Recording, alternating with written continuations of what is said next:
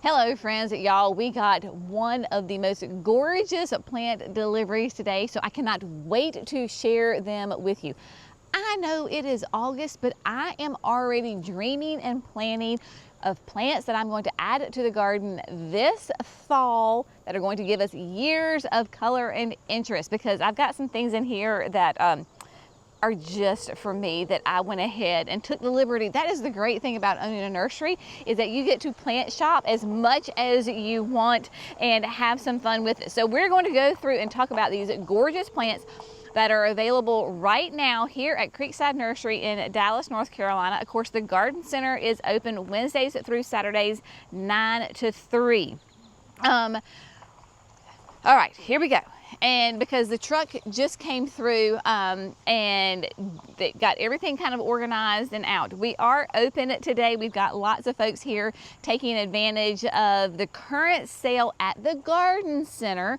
So here at the garden center, all of your hydrangeas, your roses, and your butterfly bushes are buy one, get one free. So people came out this morning and they are loading up. That runs through this week. So if you want some great things, go ahead and come and get them. Even if you're not ready to plant, I'm not going to be planting yet. I'm just going to put it in my plant stash. Now, first of all, we got this gorgeous color. Look at this, y'all. If you have a more shadier garden, right? Shade, filtered sun. This is a Florida Sunshine. It is an Elysium and Anise. So it when you crush the leaves or break the stems, it has a licorice smell. It is an evergreen. It loves, especially like more damp conditions. However, it will still do like a dry shade. It just is not going to get as vigorous. So this is going to give you that gorgeous, bright chartreuse yellow color in your shade garden year round. And as a side note, because it's an anise, it smells like licorice, your rabbits and your deer do not come after it. This is not what they want.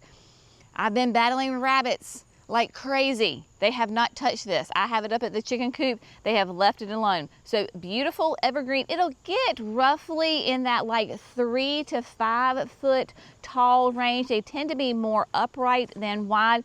Easily trim them. Next, another great evergreen for the shade is we have got the soft Carex Mahonia. Now this is really fun in the fact of it reminds me very much of like an Asian inspired garden, that kind of bamboo look to it. So it is an evergreen, nice fine foliage. It's going to be, as I come over here, like a 3x3. It definitely is going to be for your shade, part shade, hardy in zones 7 to 9. We're going to be doing a new kind of garden project up at the house underneath the crepe myrtles. We're going to be installing plants that do well in the dry shade. Soft Carex is going in that garden. Another fun fact about your soft Carex is in that the late summer into the fall, it puts on these yellow flowers, kind of like an upright flower on it, little clusters of flowers. The pollinators go nuts over it. So if you're looking to add more plants, especially your evergreen, that's going to help support your pollinator population, then soft Carex Mahonia is going to be a great option for you. One of my all-time favorite grasses is Feather Falls Carex. If you have a shade, filtered sun, part sun, morning sun, afternoon shade area, even if it's on your porch and you're not growing Feather Falls Carex, you are missing out on the most beautiful, vigorous, evergreen grass you have ever seen in your life. Y'all, this thing is amazing. It thrives great in a container and it thrives wonderful in the landscape.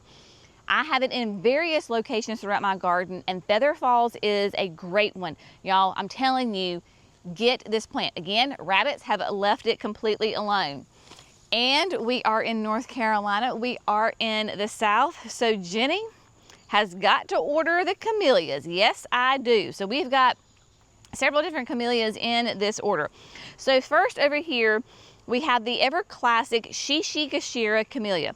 Now this is going to be a Sasanqua. So you know a Sasanqua because it has, the leaf is about the size of your thumb, maybe just a little bit bigger. The reason that you want to know that this is a Sasanqua, here is your tag. Oh my goodness, these are well watered. Beautiful pink flower with that little yellow stamen in it.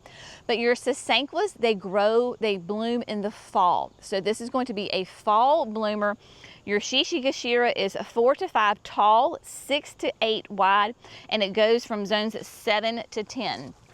This is an absolute industry classic, long-standing, big history. So Shishigashira, going to that pink flower in the fall. Now, over here we have a japonica. Look how bigger the leaf is, right? So compared to my thumb, it is much bigger. Japonicas already has some buds on it, is going to be that late winter, early spring bloomer. So in here in the South, this is the reward for making it through the summer, right? We get flowers in the fall all the way in through to the winter. Y'all, this one, look at this, brush-filled yellow. This is one, I actually grabbed this last year and I kind of teased you because they only had 3 available. And I took one, Mimi took one, and Cece took one. Well, now they have them in stock. And so I think I got like 10 of them. Beautiful double yellow camellia. You don't see a lot of yellow camellias. Now your japonicas tend to get bigger. So this one's going to be 6 to 8 tall, 4 to 6 wide. Very upright. Definitely in that more filtered sun, shadier location, zones 7 to 9. These are beautiful plants. Beautiful. They've got buds, they've got new growth. I mean, lovely. This is the plant. It's kind of been a running joke around here. I have been trying to order this plant for a good 6-8 months. This is an arborvitae fern. So it is another great evergreen fern. It's not really an arborvitae, but it gets its name because, one, of the leaf structure. It looks like an arborvitae. Then in the wintertime, it takes on this bronze cast, just like an arborvitae tree will do, but it is a beautiful low-growing fern. It will slowly creep. It is not aggressive, it is not invasive, it does not take over your garden, but it is a nice little mounder clump. Beautiful interest in that shade garden. So we finally got them ordered correctly, and they are here. So what I'm going to be doing is, some of these are going to be mine because we're going to put them in that pond garden that we have been talking about, right? So around the pond, up closer to the holly tree at the mouth of the spring, where it is definitely in that shadier condition. These arborvitaes are going to go because it's going to give me that year-round interest and texture in the garden, a great ground cover for your shade garden. Now y'all, this is mine. I only ordered one. If you love it and you want it, we can order more. But this is a sugar maple. And if you know anything about sugar maples, yes, they will produce maple syrup. I don't care about that. I'm in the North Carolina. I have no desire for that. What we love about sugar maples is their fall color. And this is Flashfire. And Flashfire is going to give me that brilliant, really intense red color throughout this fall. Beautiful texture color to it, classic maple leaves, right? So she's going to be big. She's going to be in that 30 to 40 tall and wide with the canopy. It is hardy in zones 4 to 8, but what's also great about Flashfire is that she handles the heat and the humidity of the South like a champ. When we think of sugar maples, we think more cooler climates, I mean zone 4. This one can handle the heat and the humidity. So I bought it for that fall interest. It's probably going to go more out into the field where we have the overflow parking, because I want her to have plenty of room to get nice and big. Of course, it's going to be a great shade tree as well. So Flashfire, this one is mine. And then we have over here, we've got some redbuds. These are weeping redbuds. This is Ruby Falls. So Ruby Falls is going to give you that really dark purple leaf shape on it. Of course, it is that weeping.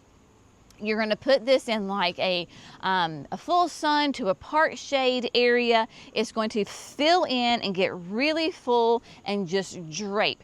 As a classic redbud, it will give you those beautiful purple flowers all along the stems in the early spring. Dare I say more winter, like late winter. I think ours, we have a redbud and it starts like end of February into March and just be covered in those purple. This is a great accent plant. So if you want to put it on the side of your house or you want to put it in a flower bed, Ruby Falls is going to be a great one for you. These are 15 gallons, so these are going to be beautiful. Fall, perfect time to plant this. Now I'm going to see if Jerry can tiptoe back here with me because, oh, well, we had some over here, but it's all right. He can tiptoe back here with me. That was Ruby Falls. Now we have Golden Falls. I want you to go back in your memory. I will try to throw up a picture. Remember when we were at Brian's garden and we did a garden tour at his house, and in the front he had this most gorgeous weeping redbud? That's right, my friends. It is the Golden Falls. So we are going to install this at the back of the signature garden. I don't know if you can see this. Like it is, I mean, it is like weeping like you would not believe. You got the main stem coming over, beautiful, beautiful weeping habit on it. It will be that really intense yellow chartreuse color when it gets that more UV light. I suspect that these were kind of in a protected area a little bit. And it too will give us those beautiful purple pink flowers, but just, I mean, like huge leaves on it. And then in the winter time, when it's deciduous, you're gonna have this really fun weeping structure in your garden. So Golden Falls, one of these is mine.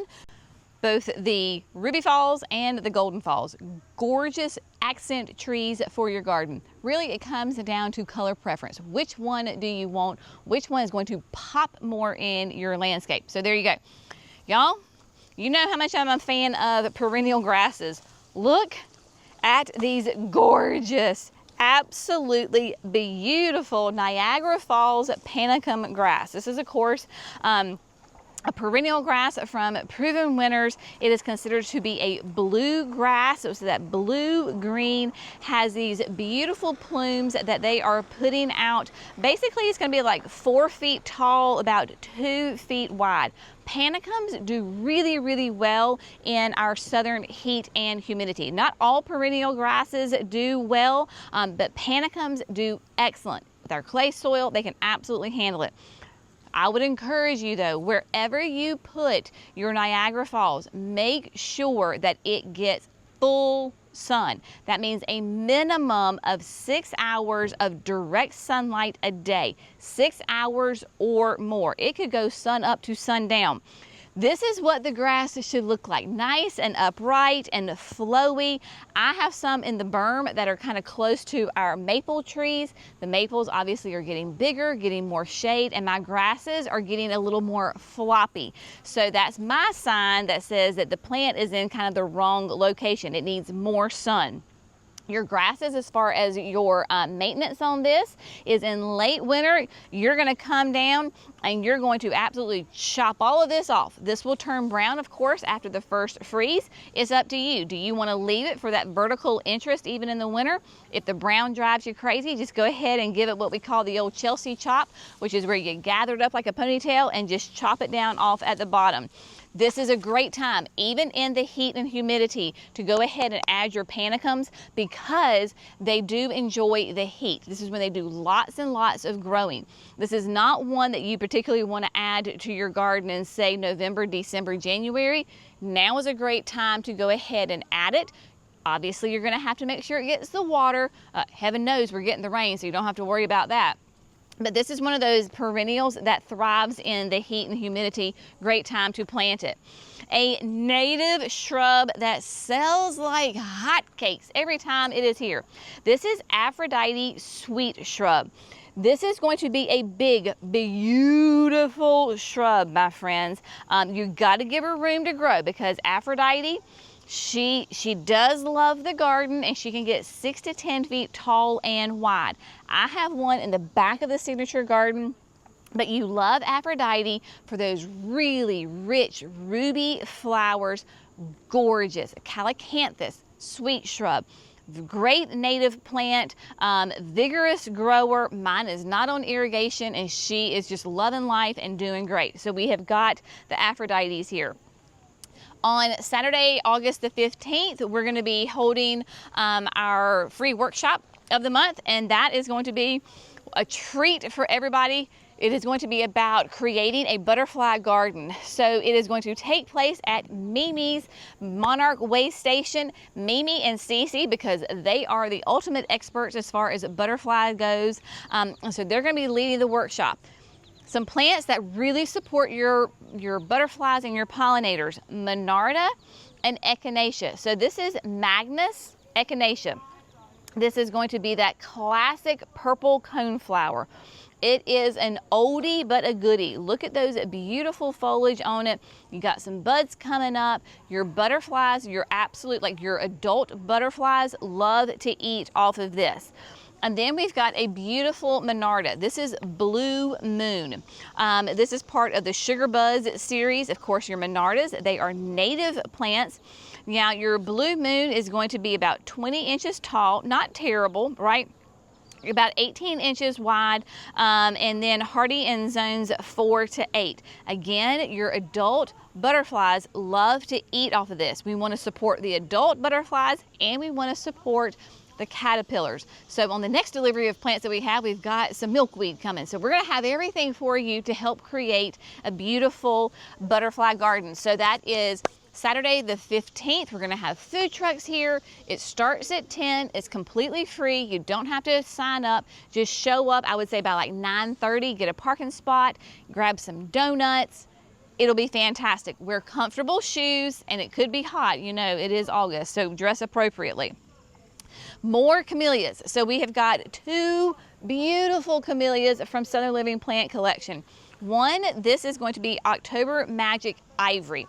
Ivory, as its name suggests, is going to give us beautiful white flowers.